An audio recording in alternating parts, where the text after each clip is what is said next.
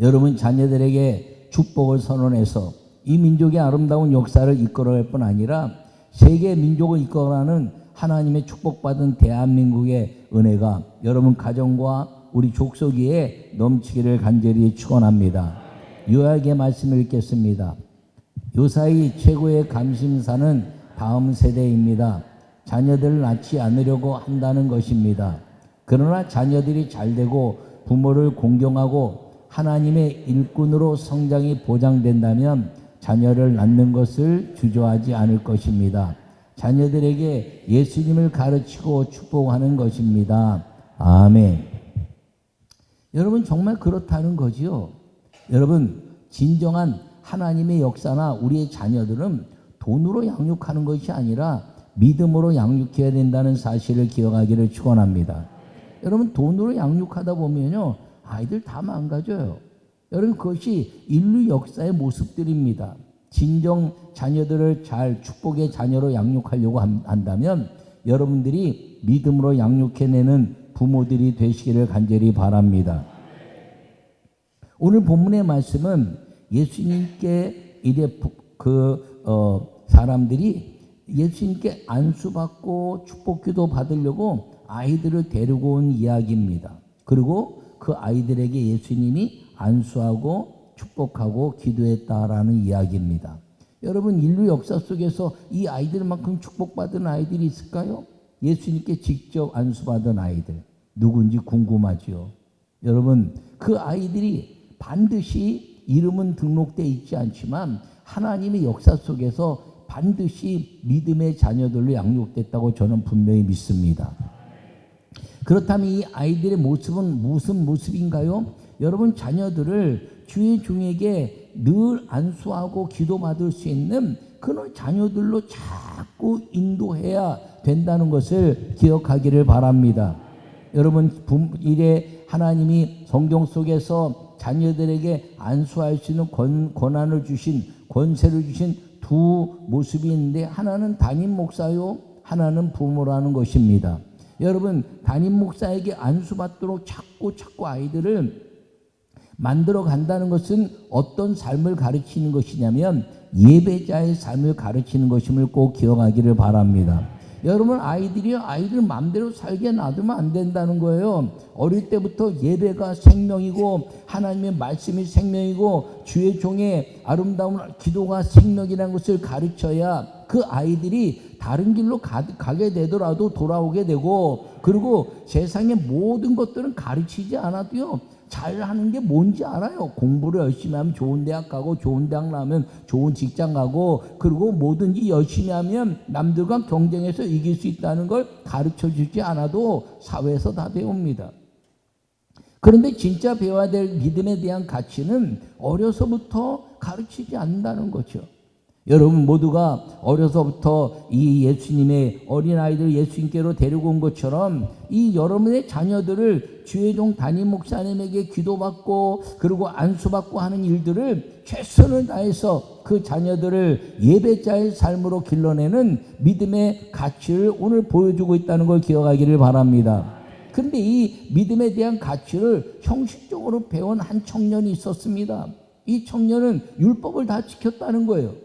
근데 그 율법에 대한 본질이 무엇이냐면 사랑이라는 거죠. 하나님을 사랑하고 이웃을 사랑하는 그 본질을 놓치고 그러니까 자기가 다 율법을 행했는데 행함으로 그치고 말았다는 거죠.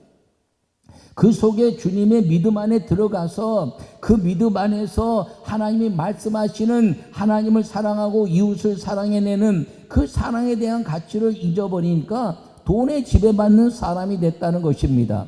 여러분 믿음 안에 있는 사람이 돈의 지배를 받는다면 세상 사람들과 다를 것이 없다는 것입니다. 돈 버는 게 목적이 된다 그러면 세상 사람과 다를 것이 없지요. 우리의 목적은 하나님과의 거룩한 만남을 통해서 사랑을 끊임없이 나누는 하나님의 사랑을 통해서 이래 많은 사람들에게 하나님의 역사를 증거해내는 믿음의 삶을 살아야 되는 것인데 그렇게 삶을 살면 하나님은 반드시 복 주시고 또 복 주시고 번성케 하시는 은혜를 우리 자녀들에게 주신다는 것을 꼭 기억하기를 간절히 축원합니다.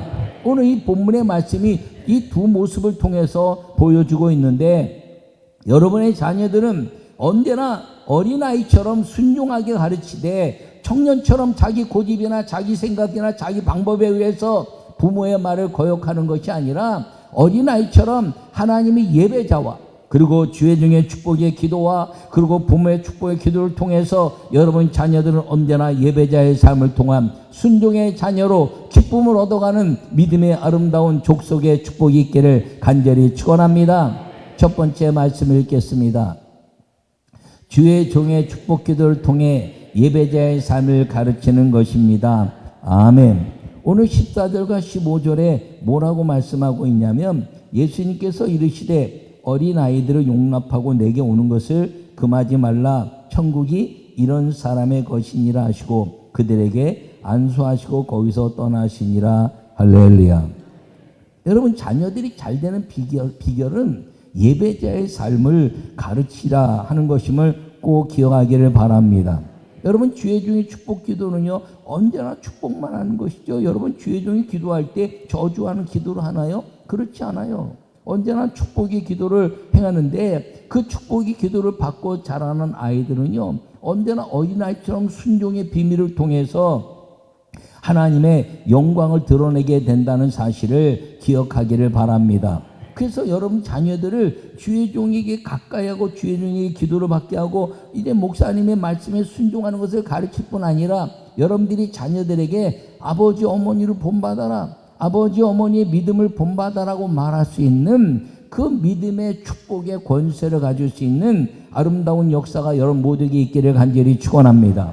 여러분 주의 종의 축복 기도를 받는다는 예배자의 삶을 가르치는 것이 얼마나 놀라운 축복을 이루는가를 돌이켜보면 다윗의 삶과 솔로몬의 삶을 비교해보면 우리가 쉽게 알 수가 있습니다. 우리가 이제 믿음의 사람들에게 그렇게 묻습니다. 다윗이 훌륭합니까? 솔로몬이 훌륭합니까? 이렇게 말하면 신앙생활 좀 하고 믿음을 가졌던 사람들은 다 다윗이 훌륭하다고 말합니다. 그런데 실제적으로 윤리적으로 보면 다윗이 솔로몬보다 훨씬 못하지요. 왜요? 다윗은 살인자요 남의 아내를 취한 사람입니다. 솔로몬은 그렇지 않았어요. 그러니까 단순하게 비교해 보면 다윗이 세상의 윤리로 보면 그가 아주 악한 사람이고 윤리적으로 절대로 축복받지 못할 사람이라는 것입니다. 근데 사람은 실수할 수 있죠. 욕망에 의해서.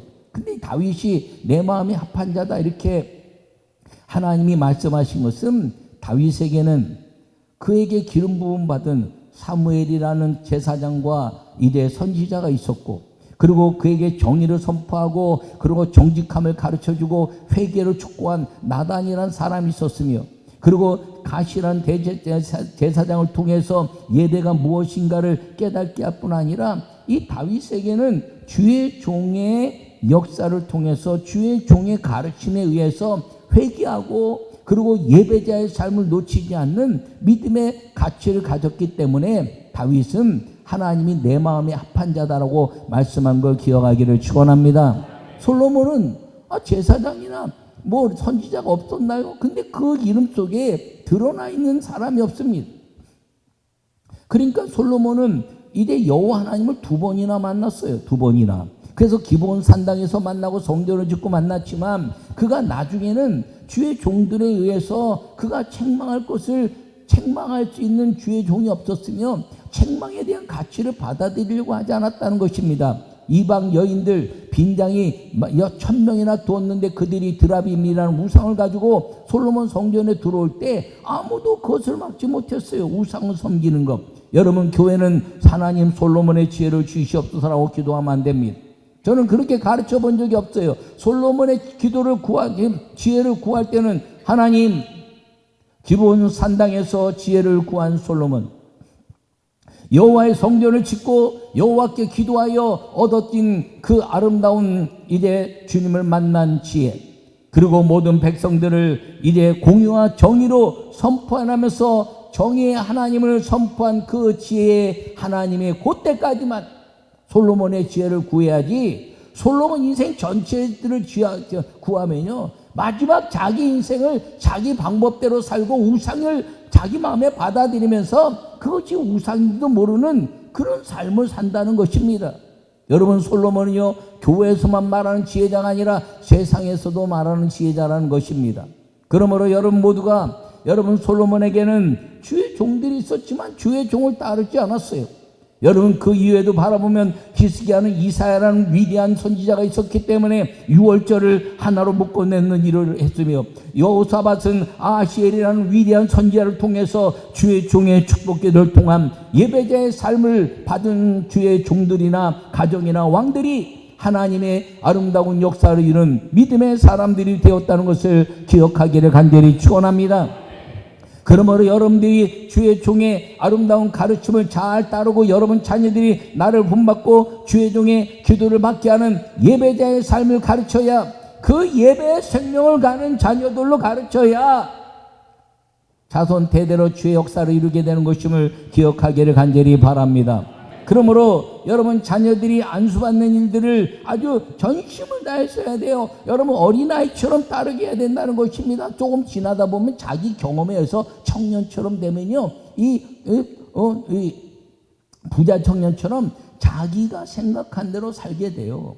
그러니까 어린아이처럼 살라는 건 나이가 많이 먹어도 이제 어린아이처럼 순종하고 살면 그러면 어린아이들은요 엄마가 오라면 오고 가라면 가고요 기도 받으라면 받고 그리고 이제 안수 받으라면 받고 그걸 순종하는 거거든요. 여러분 믿음의 아름다운 삶을 통해서 여러분이 어린아이처럼 순종하고 여러분 자녀들이 어린아이처럼 순종하고 예배자의 삶을 통해서 하늘의 복과 축복을 누리는 믿음의 성도들이 되시기를 간절히 축원합니다. 두 번째 말씀을 읽겠습니다. 주의 종과 가까이 하여 성령의 사람이 되게 하면 다음 세대는 축복입니다. 아멘. 여러분 21절과 22절을 제가 한번 읽겠습니다.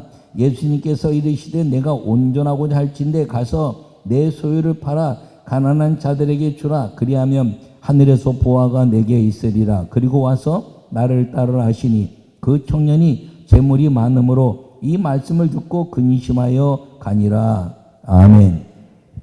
여러분 물질은 살아가는 데 있어서 굉장히 중요합니다. 많이 있으면 편하죠. 없으면 좀 불편하고. 그런데 물질의 우리 자녀들에게 물질의 주인이 하나님이심을 가르쳐야 된다는 걸 기억하기를 바랍니다. 내가 잘 되면 예배 잘 드리고 내가 안 되면 예배 안 드리는 것은 거기에 묶이는 것이에요. 내가 돈을 많이 벌면 예배 잘 드리고 돈을 못 벌면 예배 안 드리고 하는 건 돈의 노예가 되는 것입니다. 저는 우리 성도들이 다 축복받아 하나님의 놀라운 11조가 넘치는 축복의 성도들이 되시기를 바랍니다. 이유는 하나죠. 민족과 세계 복음화를 위해서. 그러나 돈 버는 것이 우선이 아니라 예배자의 삶이 우선이고 그것에 묶이는 것이 아니라 하나님의 영광을 위한 삶이 우선이 돼야 된다는 사실을 꼭 기억하기를 간절히 바랍니다. 그래서 주의 종과 아주 거룩한 상담을 하라는 것이죠. 오늘 이 부자 청년이 예수님께 나와서 상담합니다. 어떻게 해야 영생을 얻으리까? 그랬더니 가서 율법을 지켜라. 내가 다 지켰습니다. 그거 지켰다고 얘기하니까 그러면 너가 가지고 있는 것들을 다 팔아서 가난한 자들에게 나눠주고 나에게 따라와라. 그랬더니 청년이 재물이 많아서 근심하고 돌아갔다 이렇게 말합니다. 여러분 이 청년이 배우지 못한 것이 있어요. 예수님과 상담했는데 가르친 대로 상담 안 하면 상담을 뭐하러 합니까? 예수님의 가르친 대로 상담하지 않으면 상담을 뭐하러 합니까?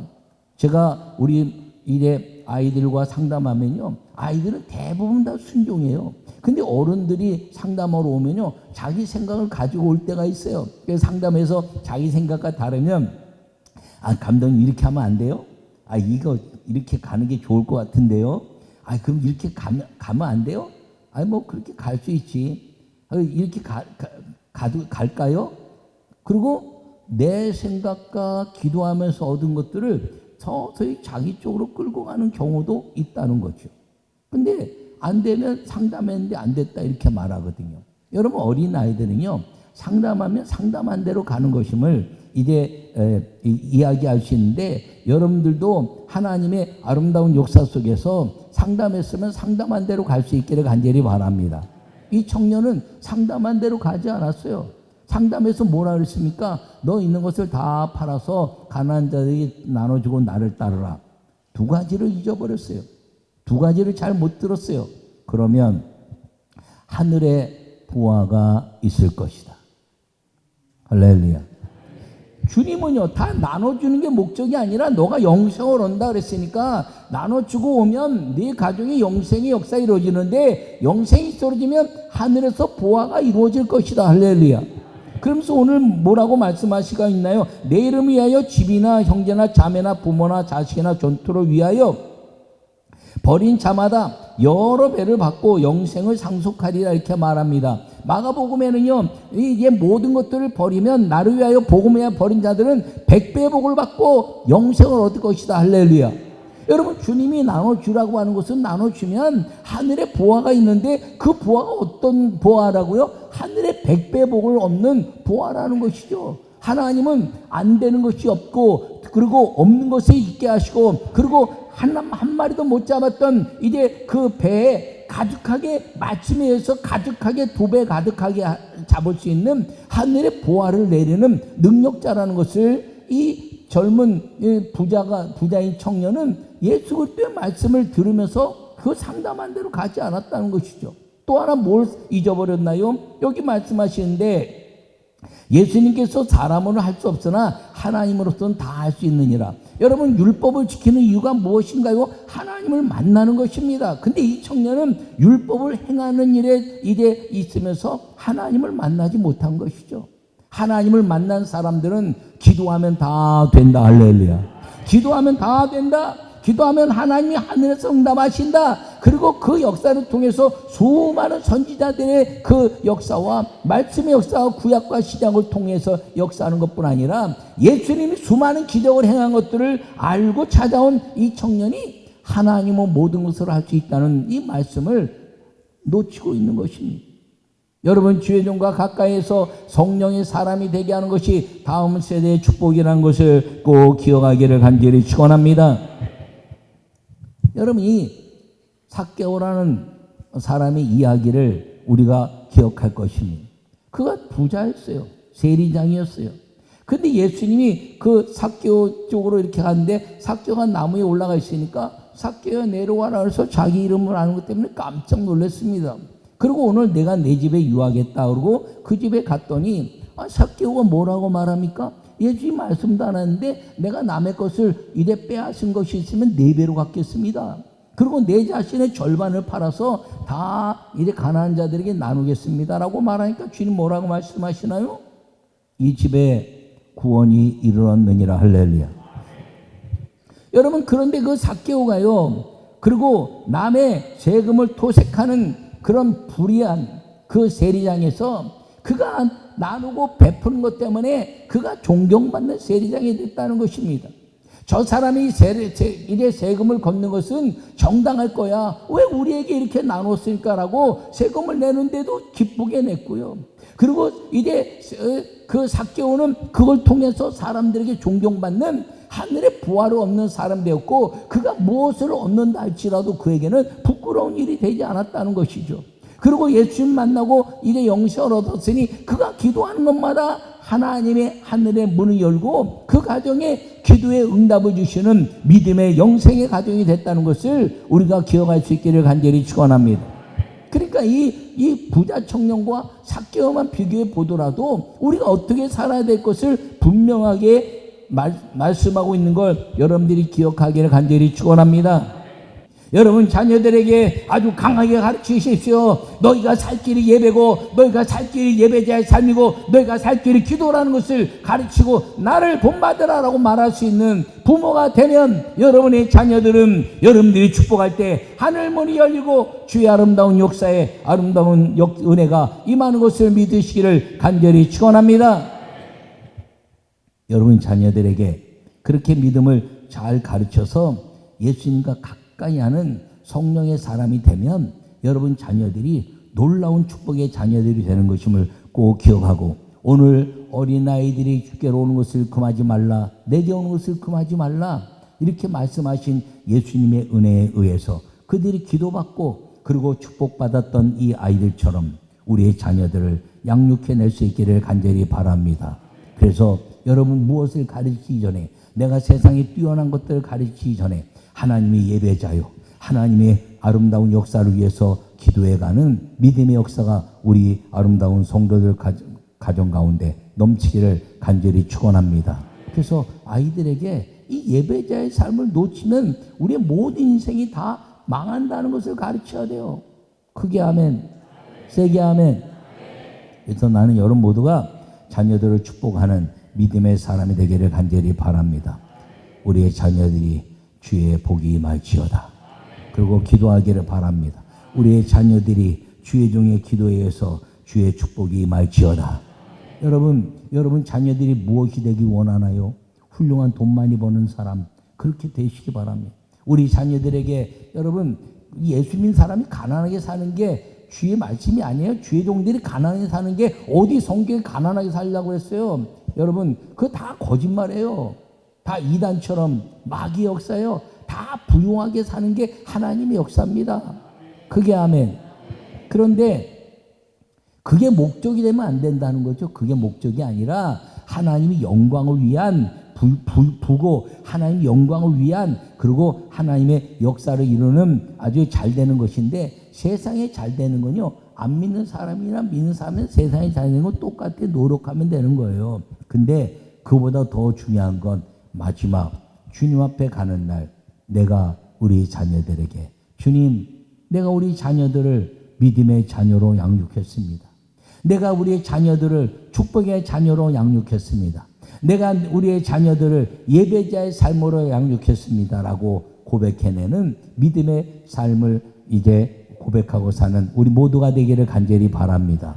마지막으로 하나 더 이야기할 것은 여러분의 삶을 기도로 가르치라는 거예요. 환난과 역경 왔을 때 기도하는 것을 자녀에게 보이시기 바랍니다. 힘들고 어려울 때 이제 부모가 기도하는 것을 자녀들이 가르치기를 바랍니다. 그리고 힘들고 어렵고 낙심할 때 다시 더 예배자로 정전을 향해 뛰어가는 믿음의 삶을 가르칠 수 있기를 바랍니다. 낙심하거나 좌절하거나 병들었다고, 그리고 이제 물질에 이 환란이 왔다고 나한테 자빠지면 아이들이 그대로 배워요. 그때 일어나서 기도하고 하나님이 일으켜 주신 것을 배우게 하면, 요셉이 그 형 에서에게 다 모든 것을 빼앗고 다 가게 되었을 때 야복강에 혼자 남아서 기도하여 이제 하나님의 사람과 씨름하여 이기고 이스라엘이라는 칭호를 받았던 그 믿음의 역사를 12 아들들 중에서 요셉이 그것을 배웠는데, 채색 옷을 입었다는 것은 예배자의 삶을 놓치지 않았다는 것인데, 그 요셉이 애굽에 팔려가서 힘들고 어렵고 고난스러울 때마다 이제 보디발 집에서, 그리고 옥중에서 그가 기도하면서 그는 여호와께서 함께 하시니 형통하였다라는 것을 아버지 야곱의 기도를 통해서 배웠다는 걸 기억하고, 여러분들이 기도를 가르치되 예배자의 삶을 가르치고 환난과 역경과 고난과 아픔이 있을 때 주님이 함께 계시니 내가 하나님은 모든 것을 다 하실 수 있다는 믿음을 가지고 기도를 가르쳐서 자녀를 축복하는 믿음의 아름다운 하나님의 가정이 되기를 간절히 축원합니다. 여러분들의 자녀들에게 꼭 가르칠 것은 주의 종의 기도받게 하고, 여러분들이 기도하면서 우리 자녀들이 나를 본받는 예배자의 삶, 내가 예배자의 삶이 안 됐으면 우리 자녀들을 위해서 내가 예배자의 삶이 되고, 안 되는 것을 되게 하는 하나님의 역사 속에서 어렵니, 힘들고 어렵고 고난스럽니, 그것을 가르칠 수 있는 믿음의 아름다운 이제 선포자가 되기를 간절히 축원합니다.